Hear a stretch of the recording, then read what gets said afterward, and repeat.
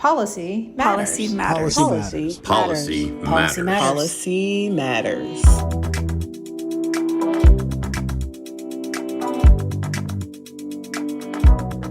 I'm Jeffrey Hayes. Welcome to Policy Matters. Today on the show, we are talking all things Advocacy Day 2023. Leading our discussion is Sarah Bogdan, ASRM Director of Government Affairs. And joining her are Dr. Elizabeth Ginsburg and Britt Carlsson. I now turn things over to Sarah. Great. Thanks so much. And thank you both for joining us today. So I wanted to, thank you for coming to Advocacy Day and advocating. And then now, of course, thank you for joining us on this podcast to talk about your experiences with Advocacy Day and your past experiences with Advocacy Day. So I'm Sarah Bogdan, the Director of Government Affairs here at ASRM. And, Advocacy Day is really the Super Bowl for us. It's the advocacy annual meeting for us. It is what we spend all of this time working up to for every year. It's a lot of work, and I really appreciate Resolve and Barb's work and letting us partner together so that we can be the most effective in this space, because your voices are the ones that matter the most. So thank you for being here. Thank you for doing Advocacy Day. Dr. Ginsburg, how did Advocacy Day go for you? It was really interesting. It was actually my first Advocacy Day, I'm a little embarrassed to say. I really wanted to see as many aspects of the organization as possible. And I found it incredibly inspiring, actually. The other delegates who were from Massachusetts, my home state, were incredibly articulate, really invested. I was incredibly impressed by some of the stories, and some of the women who were most active in Resolve and in Advocacy Day have been doing it for years, haven't been successful with their fertility treatments. So I just really felt that it was a calling for people in a way that I hadn't realized before. So I found it really inspiring. I plan to participate in the future. Great. What about you, Dr. Carlsson? It was, as it always is, inspiring to be shoulder to shoulder, obviously metaphorically speaking, since we were virtual, with patients and colleagues, educating congressional and Senate staff on the implications of fertility treatment and lack of access to having the ability to get treatment. I've actually been doing Advocacy Day for over a decade, both in person and virtually.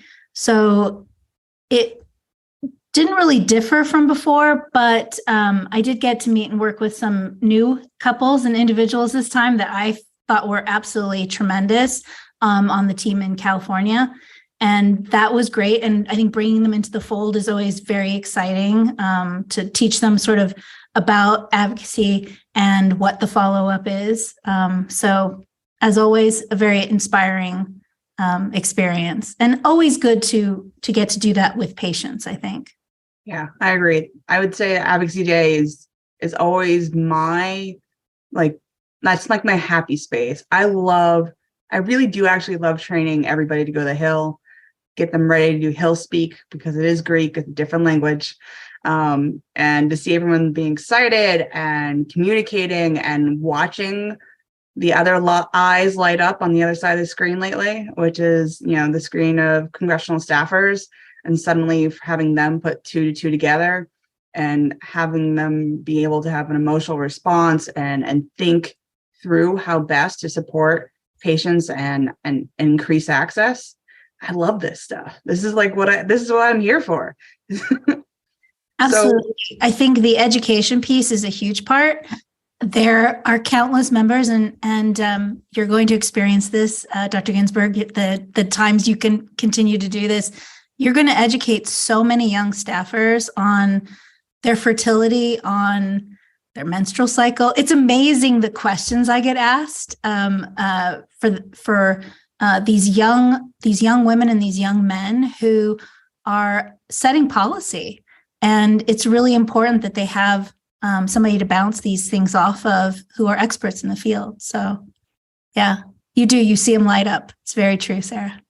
One of the things that struck me, and because I'm inexperienced with it, was how structured the sessions with the different representatives were, or representative staff members were. And they were kind of efficiently, everybody had their role and they went through that. We didn't get a lot of questions back from the staffers, and that surprised me a little bit. And I don't know whether sometimes we were kind of getting to the end of 30 minutes and our time was up, and how much of it was they already had an education. Massachusetts is a pretty progressive state, so we have an excellent mandate internally. So that actually surprised me. I thought there'd be a little more kind of back and forth. I don't know how it is in other states, though.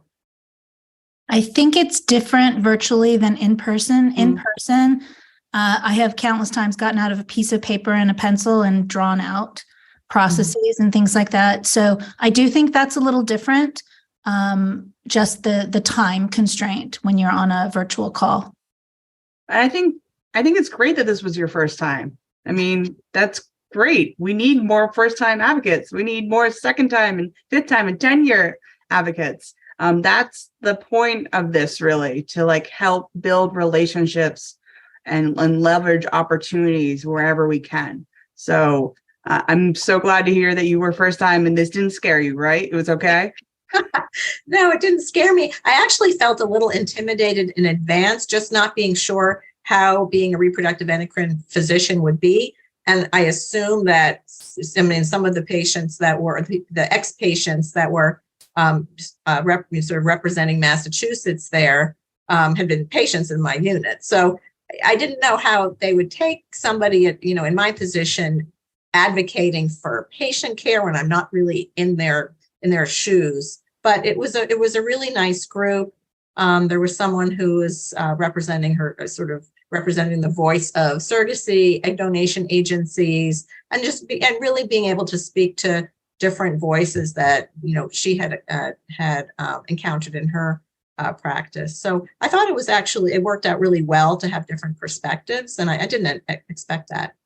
Absolutely. I think it works out perfectly well. When we can get patients and doctors and professionals in for the same meetings, I think it like really shows the rounded picture of what needs to be addressed.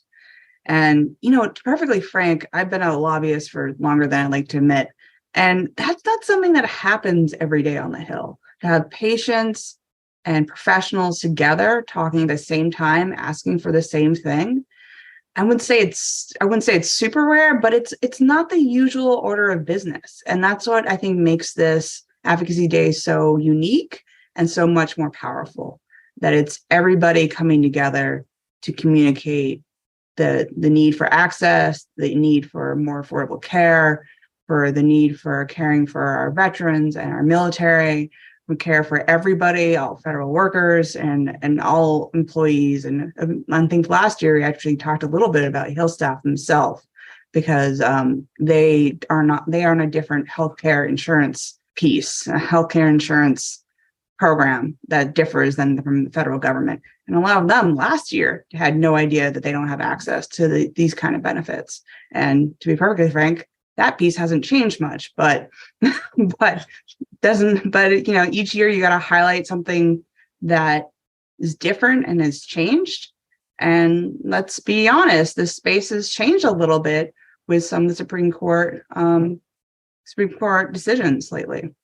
So let's talk a little bit about, what do you think was the most helpful part of this experience, or maybe what was the most surprising part?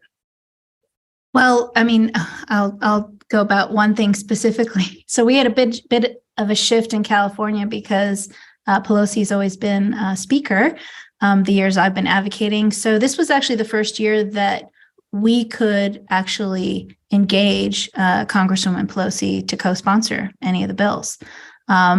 And that was kind of a nice surprise for us. It was a big shift. How did the office go? How did that meeting go? It went very well. I think the one issue is she's out currently. Sorry, this is probably not for the podcast, but the one concern obviously is she's out right now. And so we don't know kind of how she's going to come back and take those things to task. They didn't actually have the right staff member on for us. So normally we have Andrew, and Andrew wasn't there. And there was a lot of different shifts that were happening when we were on that call. But on the plus side, I know she'll move things forward. So that was kind of an exciting aspect. And Dr. Ginsburg, that's something you're going to experience as you do this year on year. You're going to get to know a lot of the patient advocates really well. Some of them are actually going to really start to get engaged in the space and do podcasts and things like that and do more.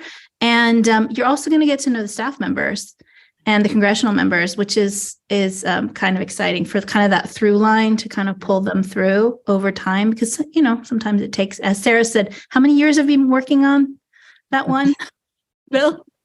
It takes a while, right? A lot, yeah. Yeah. So, Yeah. some advocacy, opportunities take a long time to marinate and then to bake and then to rise, then to bake, Right. and to pull out, and sometimes they need to be refrigerated again. And then Right. they might need a second bake in order to really, affect change. Yeah.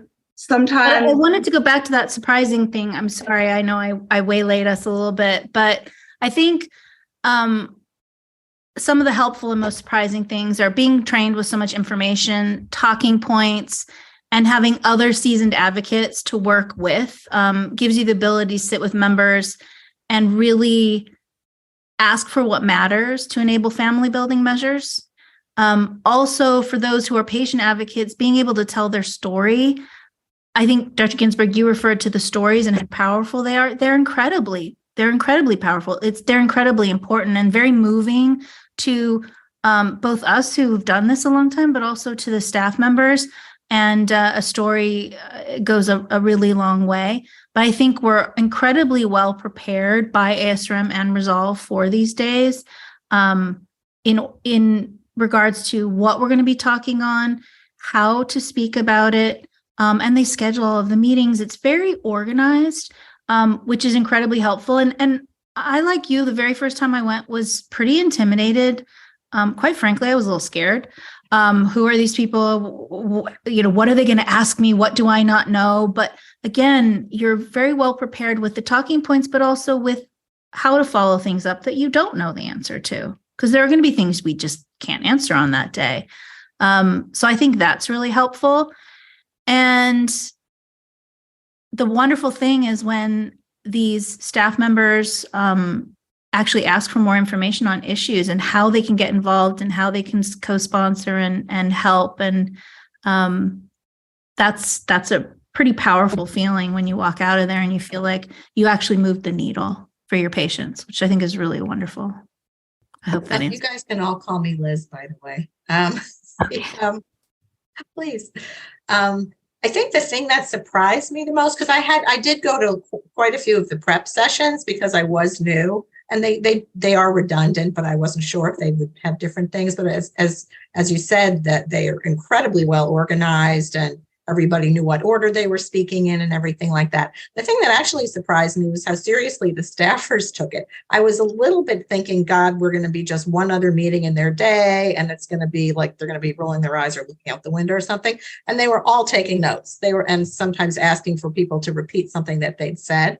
So it was pretty clear that it was taken seriously, and it certainly felt like a valuable use of time.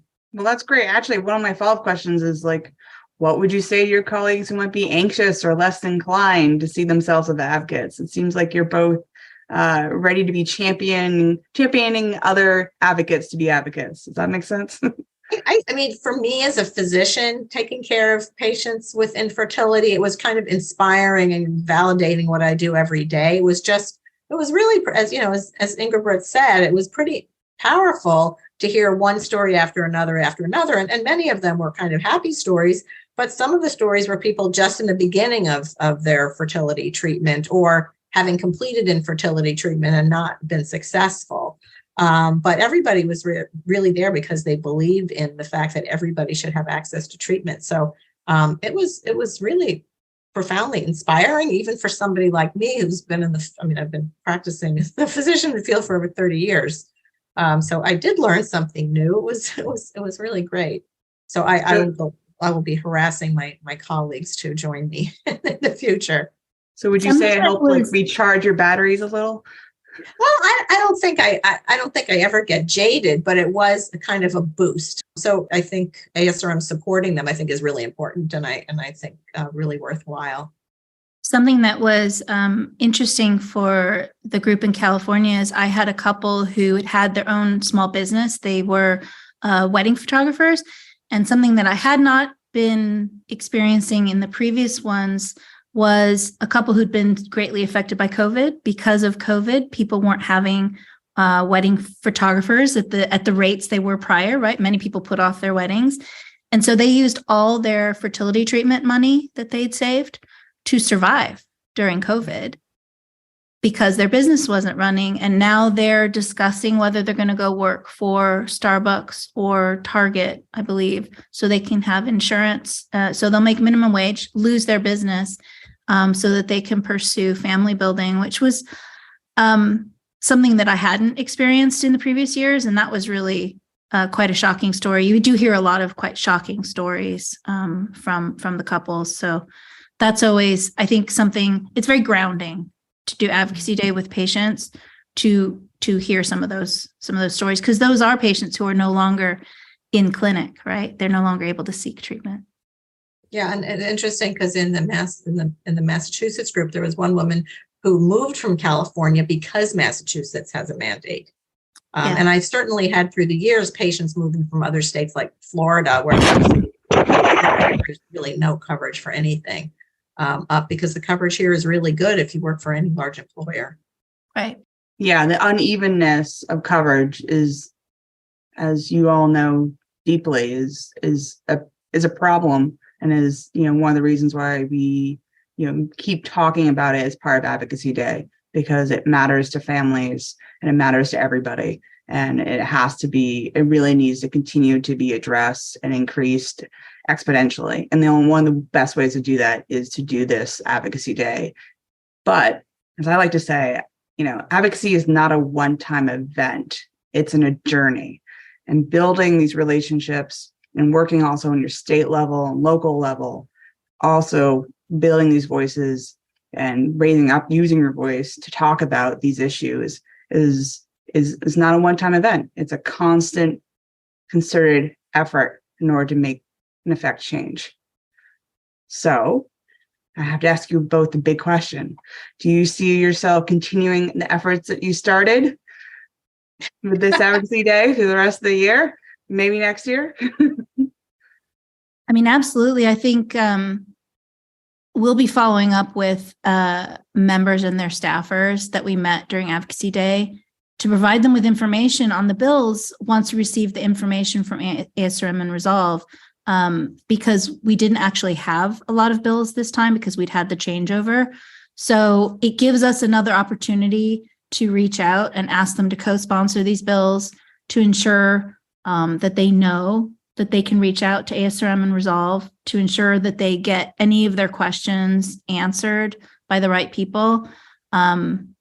And of course, participating another year. I mean, this is something that I stay on. And I actually, the day after Advocacy Day, was actually on a call in California for the Senate health meeting. So I was on that one just to, I listened in and then gave my support orally via the phone. You were able to do that. And so, I did take all my notes that day, got all my contact details. So I have all of that. That's another thing that's very organized for the meeting. So you can set all your follow-up. And basically, as soon as you guys send us more information about the bills that are coming forward, can not only reach out about those bills, but follow up on any other questions that they have and start to build that rapport out with those groups. So I continue to reach out and do my job with advocacy. I think the thing that strikes me, because I do have an office and I practice some of the time in New Hampshire, and we get a lot of patients from Maine where there's no mandate. New Hampshire passed a mandate 2 years ago, and the volume of patients that are able to have care is so much higher. In Massachusetts, there's no hard sell in Massachusetts. The people we talked to were really very open and, I think agreed with the fact that there should be more universal coverage for the treatments that people need. I was inspired just seeing patients in New Hampshire today, because I saw a few patients from New Hampshire, and then this one couple who's paying out of pocket for everything because they're in Maine. And so the difference, and those states are tiny and smushed next to each other. You could be work 2 miles, in a different direction, and that would make you not eligible or eligible for coverage through your work. So it's pretty striking, especially in an area which is so small. The states are tiny up here. I wish there was something I could do for people in Maine. And I don't know if Sarah has some comments. Is there anything you can do for states that you're really not involved in? I don't have an office in Maine. I don't practice in Maine. I don't have a medical license in Maine, but I do see patients from Maine who I feel like are kind of stranded. Yeah, so I'm a former Mainer, or maybe a transplanter from Maine is my home state. So there has been some advances in Maine, actually. And so right now, I think the best thing to do for those patients is to encourage them to either reach out to Resolve or to ASRM and to encourage them to advocate on their behalf. If you're seeing patients from across states that, had to come travel to get care, and, if you have the ability and have a moment to suggest, is to encourage them to advocate and get involved. Obviously, that is, an extra layer of the kind of burden that they have to carry at that moment when they're dealing with infertility, right? But I think if there's a window, that's something I would suggest.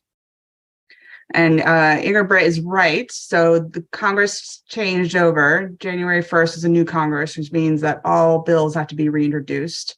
Some of those bills need a couple of edits before they're reintroduced. Some of them are ready to go. Some of them, this congressional session was a little bit unusual because it just took a little while to get the House actually organized to start their business. And also because our advocacy day is a little bit earlier than it has been in the past. And for it's great because it was during National Infertility Awareness Week, which is the first time that it's ever happened, which is great. Really helps raise up the voice and the profile of this lobby day, advocacy day. But at the same time, it's a tiny bit earlier, so some bills aren't quite introduced yet. But I'm sure, and I already know this, I'm positive that everyone advocating on these issues and the bills from last year will absolutely push the ball ahead for getting things reintroduced for this year. We're almost out of time. I want to make sure that we have time here to thank our guests today. Today on the show, we have been talking about all things Advocacy Day 2023. I'd like to thank our guests, Dr. Elizabeth Ginsburg and Dr. Britt Carlsson. Thank you both for being able to come on the show. Thank you for having me. Thank you. As always, I also like to thank Sarah Bogdan, who is the ASRM Director of Government Affairs. Thank you. I'm Jeffrey Hayes, and this is Policy Matters. The information and opinions expressed in this podcast do not necessarily reflect those of ASRM and its affiliates. These are provided as a source of general information and are not a substitute for consultation with a physician.